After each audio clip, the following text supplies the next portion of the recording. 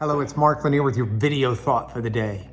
This week, I'm going through various promises of God, promises that God set out in Scripture. And today's comes from the teachings of Jesus. It's in John chapter 14, verse 12. But to put it into context, Jesus is about at a point where he's going to be going to the cross, going to be crucified, and he knows that's what's right around the corner.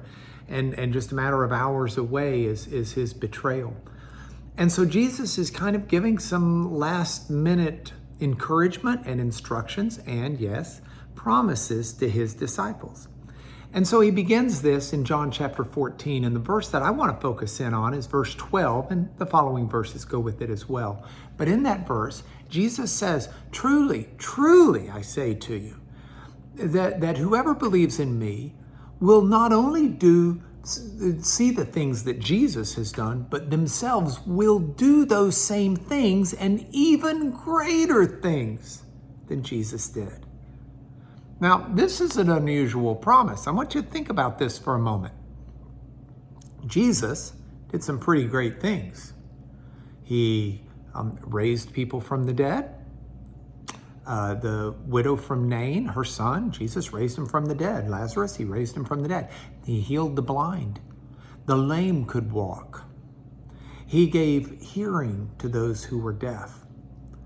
Some pretty spectacular, amazing, miraculous things were done by Jesus. The idea that Jesus says we'll do greater things, Jesus links it up in the next couple of verses to the fact that Jesus is going to the Father, and whatever we ask in his name, he'll do. I got to tell you, I've followed Jesus basically all my life, but I've never been able to raise the dead.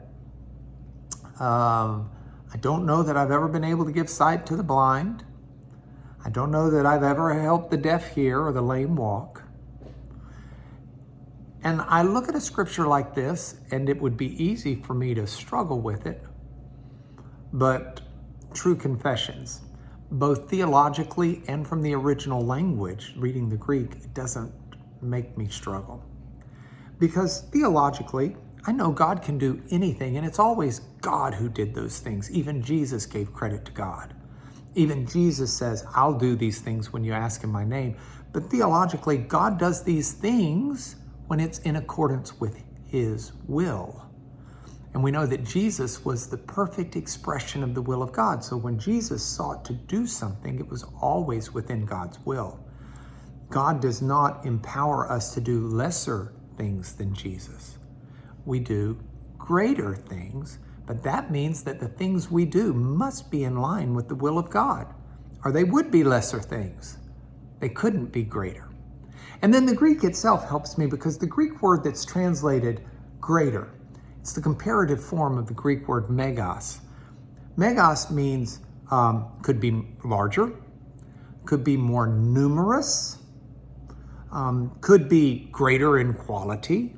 But I think within the context of this, Jesus is pointing out that Jesus is leaving this earth, and he's leaving his mission with his followers.